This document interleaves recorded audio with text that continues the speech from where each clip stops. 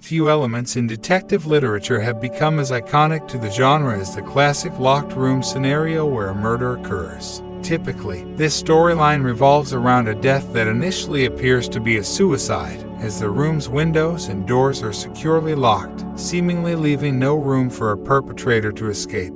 The originator of this narrative style was the renowned Edgar Allan Poe, laying the foundation for the evolution of the detective genre, followed by luminaries such as Gaston Leroux, Gilbert Chesterton, John Carr, and Edward Hawke.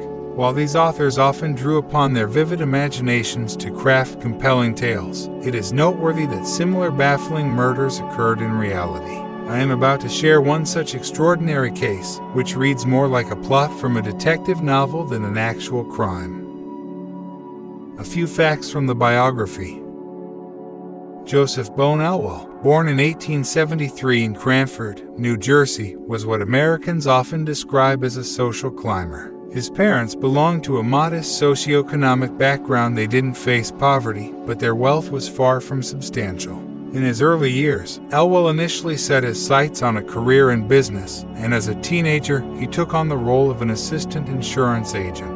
Concurrently, he discovered a natural talent for card games and, by the age of 18, had developed into a skilled whist player. Nevertheless, despite becoming a formidable opponent for many affluent Wall Street players, Elwell only managed to establish himself in high society after marrying Helen Derby. Notably, Helen's cousin was wed to Ethel Roosevelt, the youngest daughter of Theodore Roosevelt. Interestingly, their paths crossed during a card game as Helen shared his passion for cards. On the way to fame and fortune. During that era, a new game called bridge was rapidly gaining popularity, and Joseph Elwell seized the opportunity. His remarkable talent, coupled with his wife's influential connections within New York's high society, facilitated the opening of the right doors for him. By the time he reached 30, he had even authored several books on the subject of card games, although there were rumors that they were actually penned by his wife, Helen. This isn't to imply that Elwell lacked skill. Undoubtedly, he was a bona fide bridge prodigy, earning himself the moniker the Bridge King of Manhattan. Joseph consistently triumphed in New York clubs, and together with his partner, Harold Vanderbilt, they became renowned as America's foremost bridge players during the 1,910 seconds and 20 seconds. Elwell's adept card playing and financial prudence made him a man of considerable wealth. He dabbled in stock market investments and horse racing, acquiring a stable and over 20 thoroughbred horses. He also possessed 5 automobiles, a yacht, and a substantial sum in his bank account. Nevertheless, with fame and a prominent societal position often come moral failings. Elwell was not a paragon of virtue and was known to engage in numerous affairs throughout New York City, often involving significantly younger or married women. Plunging into a frenzy of passion. The romantic scandals surrounding Elwell began to surface sometime after the birth of his son, Richard, in 1905. However, some sources suggest that as early as 1904, he narrowly escaped a gunshot from a furious husband who mistakenly believed his wife was pregnant with Elwell's child. Regardless, Elwell's reputation as a notorious ladies' man became widely recognized, causing anguish and humiliation to his wife. Despite this, Helen appeared to tolerate his promiscuous lifestyle. However, patience has its limits. By 1916, exhausted by his infidelity, his wife left him and initiated divorce proceedings. Following this, Joseph embarked on a spree of changing women almost daily. This behavior expanded the ranks of Elwell's adversaries far beyond his social circle. Fathers, husbands, and even former mistresses harbored intense animosity towards him. He was known to have been involved with no fewer than 50 married women, as evidenced by the discovery of a notebook containing the names of 55 mistresses in his possession at the time of his death. Some estimates even go as high as 1,000 conquests. He was a man who could captivate women with a single glance, noted his friend L.H. Green. Joe displayed an extreme aloofness and indifference, which repelled his male acquaintances, yet women seemed to admire and adore these very qualities in him. Events leading up to the tragedy. Although Elwell had earned a reputation for his romantic escapades with married women, there were no substantial indications that his life was in any real peril. He had not received any threats or warnings of a potential attack, and his existence seemed devoid of any imminent danger. The charming Don Juan appeared content, his business thriving, and his bank account flourishing, seemingly impervious to the opinions and gossip of others. However, everything took a dramatic turn on June 10, 1920. It was a sweltering summer day, and Elwell chose to spend his evening at the restaurant of the Ritz-Carlton Hotel at the corner of 46th Street and Madison Avenue. Accompanying him was Viola Krause, his recent paramour, who had recently gone through a divorce. They were joined for dinner by Mr. and Mrs. Lewis and several of Krause's relatives. Elwell and Krause enjoyed a lavish meal and drinks, and they decided to venture into town to catch Florence Ziegfeld's midnight prank show at the New Amsterdam Theater on 42nd Street. After the show, Elwell bid farewell to Krause, left the New Amsterdam, and returned to his residence on West 70th Street around 1:30 a.m. Telephone records from his home indicated that he had little to no sleep. With calls made by Joseph at 2:04 and 2:30 a.m., the identity of the second caller remained unidentified. At 4:30 a.m., he phoned his stable in Far Rockaway, a call that went unanswered due to the early hour, implying the matter was pressing. His final call was placed to a number in Garden City, New Jersey, at 6:09 a.m. Around 6:30 a.m., the milkman, passing by Elwell's residence, observed that the front doors were open, which struck him as unusual, but he left the milk at the doorstep and continued on his route. It's important to note that Joseph was still alive at this point. A neighbor spotted him around 7 a.m. while he collected mail and newspapers from the doorstep. This marked the last time anyone saw the King of Manhattan Bridge alive. Discovery of the body. Around 9, Marie Larson, the housekeeper employed by Elwell, arrived at the residence to commence her usual tasks of cleaning and preparing breakfast. She found the front doors already locked but was able to unlock them using her key. Notably, there was a container of milk near the doors that Joseph had seemingly left behind when he retrieved the morning newspaper and letters. Everything else appeared ordinary. Marie carried the milk to the kitchen and proceeded towards the utility room. Upon entering the living room, Larson noticed Joseph seated in an armchair. She greeted him with a cheerful good morning, but received no response from him. What was more, Joseph's posture struck her as unnatural, prompting her to draw closer. As she approached, Marie was taken aback. The man in the chair bore little resemblance to the dashing Joseph she knew. He was without his usual wig, and his mouth was devoid of dentures. Toothless and bald, Elwell's appearance starkly contrasted with the charismatic image that had captivated the hearts of New York's women. He was clad only in his pajamas and held a newspaper on his lap. Most disconcerting of all was the bullet wound in Joseph's furrowed forehead. The renowned bridge player had been shot with a .45 caliber pistol, and, curiously, he still clung to life. Without hesitation, Marie Larson rushed to the phone to summon the hospital, and Joseph was swiftly transported to Bellevue Hospital. Though hope was scant at first, a few hours later, he passed away without uttering a word. The investigation began. The murder immediately ignited a media frenzy, with the New York press leaping onto the case so vigorously that reporters seemed willing to infiltrate the victim's home via the chimney if necessary. Articles concerning the murder became a fixture on newspaper pages for months on end. The news swiftly spread to cities like Chicago and Los Angeles, transforming the story into a nationwide spectacle as readers were captivated by the scandalous life of Elwell and the subsequent homicide. Simultaneously, the NYPD, under intense public pressure and scrutiny, launched its investigation at the crime scene. No signs of a struggle were evident in the living room. It appeared that Elwell had retrieved his newspaper and mail and then settled into a chair, at which point the fatal shot was fired. What made this even more intriguing was that the shooting occurred at extremely close range. Analysis of the blood spatter indicated that the shot had been discharged from a position either level with or above Joseph's head. This suggested that the killer had either been sitting opposite the victim or firing from the hip. Findings at the crime scene. In the room, the police discovered a single bullet that had passed through, leaving a bloody trace on the wall. Interestingly, it wasn't on the floor like one might expect, but rather resting on the table right in front of Elwell. The firearm, a Colt .45 caliber commonly used in the military, was nowhere to be found. Several unopened letters lay at Joseph's feet, and on the floor they found the butt of a cigarette that the deceased had smoked.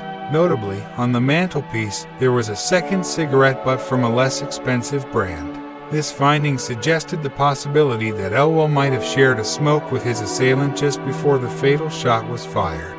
No signs of forced entry were evident on the doors, and all the windows were securely shut from the inside and reinforced with iron bars. Neighbors, who were up early and had a clear view of Joseph's residence, reported no unusual entries or exits. Following a fingerprint examination, it was determined that all prints belonged to either Marie Larson or Joseph Elwell. This led to the conclusion that either the killer possessed an exceptional level of meticulousness and care, or the housekeeper was somehow involved. The police didn't seem to seriously consider the latter possibility, as Joseph generously compensated Larson with a salary 2 to 3 times the standard rate, thereby eliminating any apparent motive. Moreover, she was the first to raise the alarm upon discovering her employer's lifeless body. The Sacramento Union newspaper reported, on the table beside Joseph, there were several letters, one of which, from a racing partner, had been removed from its envelope. These letters had been delivered by the mailman at 7:35. Notably, the crime scene yielded no weapons, no signs of a struggle, and no discernible leads, except for a bullet fired from a military-style pistol and a cigarette butt that did not match the brand typically smoked by Elwell. Within the residence, the personal belongings of the deceased remained undisturbed. All valuables, including money, jewelry, paintings, and more, totaling several tens of thousands of dollars, were left untouched. This suggested that the motive for the murder was likely rooted in personal reasons, as it appeared that the victim was acquainted with his assailant. A woman's trail. Upon conducting a more thorough search of the house, the police made a startling discovery: a substantial collection of women's lingerie that Elwell had seemingly amassed as trophies, symbolizing his perceived conquests. Amidst these souvenirs, they stumbled upon a book containing a comprehensive list of 55 women with whom he had engaged in extramarital affairs. The list included full names, phone numbers, addresses, detailed notes, and even checkmarks. Rumor had it that he had entrusted many of these women with keys to his residence, even though only Elwell and Marie Larson had official access. The police embarked on the arduous task of scrutinizing this list of mistresses and potential accomplices, encompassing irate husbands and concerned in-laws. Notably, Joseph's former wife, Helen, was among the over 1,000 individuals under scrutiny. It's worth mentioning that when Elwell's wife initiated divorce proceedings in 1916, he had never consented. By the spring of 1920, her requests had become more frequent, but Joseph continued to disregard her letters and calls. Only on May 27, 1920, did they reach an agreement regarding the dissolution of their marriage. However, Helen herself proposed postponing the divorce until the fall so she could secure a new residence. It should be noted that throughout this period, Joseph provided for his wife, as she did not demand a divorce at any cost. He granted her a monthly allowance of $200 in addition to providing $800 annually for their son's education and upkeep. While the allowance provided by Joseph was a substantial sum, Helen frequently expressed her dissatisfaction, contending that it was insufficient to sustain the lifestyle to which she had been accustomed. For instance, she aspired to hire domestic help, but Elwell steadfastly refused to allocate funds, even for a maid. Despite the potential motive, given that, in the event of a man's demise, his fortune would pass to his wife and son, Helen asserted that she hadn't seen her husband since their separation in 1916. This assertion was easily substantiated, promptly absolving her from the list of primary suspects. Similar exoneration occurred in the case of Victor von Schlegel, the former husband of Viola Krause. It's worth noting that von Schlegel had been present at the Ritz-Carlton restaurant on the night prior to the murder, and he and his new girlfriend, Emily Anderson, had followed Helen and Joseph to witness midnight pranks at the New Amsterdam Theater. This chain of coincidences did raise some eyebrows, but it appeared that von Schlegel may have simply aimed to showcase his new companion to his ex-wife. At the Ritz-Carlton, they exchanged no words, and it was only at the New Amsterdam Theater that a minor altercation occurred between Victor and Viola, which Joseph couldn't help but notice. Krauss later asserted that the subject of their late-night call revolved around this spat, but she dismissed it as trivial and urged Elwell not to concern himself. She also remarked that Joseph had been in high spirits on the night he met his demise. By the way, Krauss was also ruled out as a suspect in the murder, though it later came to light that Marie Larson had concealed some evidence in favor of Viola. The housekeeper admitted that she had aimed to protect the young lady's reputation.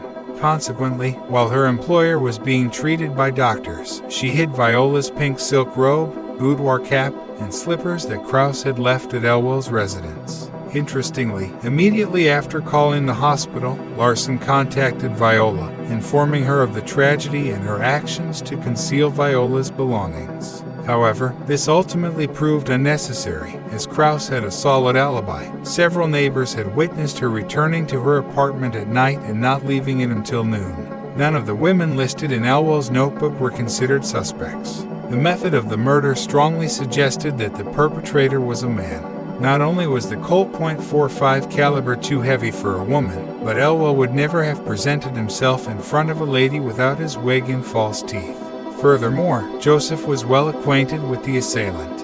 In fact, in this individual's presence, he felt comfortable and secure enough to go through his personal correspondence. This familiarity indicated a level of trust and intimacy between them. Eventually, the police ruled out the likelihood of Joseph Elwell's murder being driven by his personal life. They then shifted their focus to his business connections, painstakingly examining documents related to horse racing, bridge, and the stock market.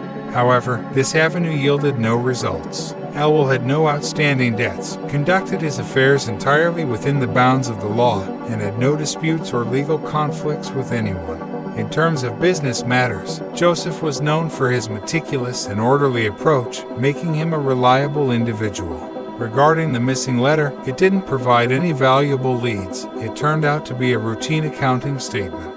In essence, no promising evidence was uncovered, and the case reached a frustrating impasse. To summarize, in April 1921, less than a year after the murder, an individual came forward, claiming to be the one who had shot Joseph Elwell in 1920. The police interrogated him and determined that he was suffering from mental illness and had never even encountered Joseph. It turned out that this self-proclaimed murderer had hoped to receive a death penalty in order not to burden his family. Nevertheless, the crime continued to be a topic of discussion for many years and served as a wellspring of inspiration for numerous detective novelists. Willard Wright, for example, acknowledged that he based his first book, The Benson Murder Case, on this case. Additionally, the persona of Joseph Elwell served as a prototype for the protagonist in The Great Gatsby, penned by Francis Scott Fitzgerald in 1925. While in many detective tales involving such murders, the traditional Hercule Poirot exhibits extraordinary deductive abilities, assembles suspects, and reveals the culprit in the final chapter, this case, unfortunately, lacks such a genius. No one was ever formally charged with the crime, and to this day, the murder remains unsolved. Amateur detectives have put forth numerous intriguing theories, ranging from his wife seeking cold-blooded revenge to a staged suicide orchestrated by Marie Larson. However, none of these theories can comprehensively explain all the facts. Just like that, Joseph Elwell, formerly a subject of societal gossip and scandal, has faded into the annals of fiction, and his murder seems destined to endure as a captivating unsolved crime mystery from the early 20th century. I hope you liked this story. Please don't forget to leave a comment sharing with your thoughts below. Give a thumbs up this video, and remember to hit that subscribe button to stay tuned for more captivating stories. Thank you for joining us on this remarkable journey, and we'll see you in the next video.